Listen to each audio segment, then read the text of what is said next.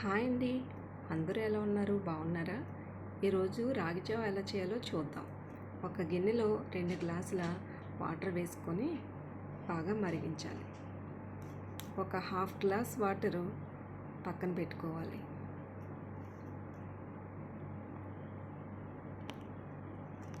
ఈ మరిగే వాటర్లో ఒక హాఫ్ స్పూన్ ఉప్పు కానీ సాల్ట్ కానీ వేసుకోవాలి.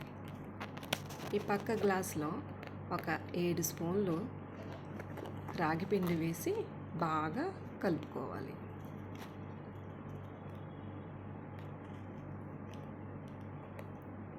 ఉండలు కట్టకుండా కలుపుకోవాలి.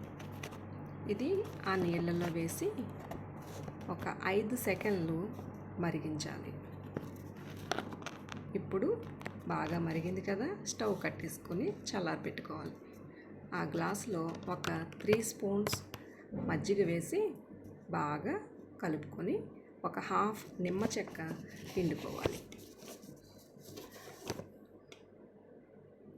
వెయిట్ లాస్ అవ్వాలి అనుకున్న వాళ్ళకి ఇది చాలా బాగుంటుంది. దీనిలో అవిసె గింజలు పొడి వేసుకొని కలుపుకొని తాగితే ఇంకా వెయిట్ లాస్ బాగా అవుతారు. సో మేము కూడా అదే కలుపుకుంటాం. కొద్దిగా ఒక 3 స్పూన్స్ అవిసె గింజల పొడి కూడా వేసి బాగా ఉండలు లేకుండా కలుపుకోవాలి.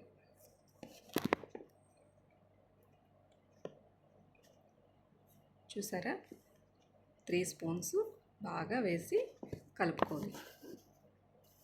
ఇది జావలో వేసి, చల్లారిన జావ ఉంది కదా, దానిలో వేసి బాగా కలుపుకోవాలి. అంతేనండి, మనకి జావ రెడీ అయిపోయినట్టే. ఇది ఒక 3 మెంబర్స్కి 3 గ్లాసెస్ ఆఫ్ జావ వస్తుంది. ఇది చాలా చాలా హెల్త్ బెనిఫిట్స్ ఉన్నది. అందరూ నేర్చుకోండి ఫ్రెండ్స్. Thank you.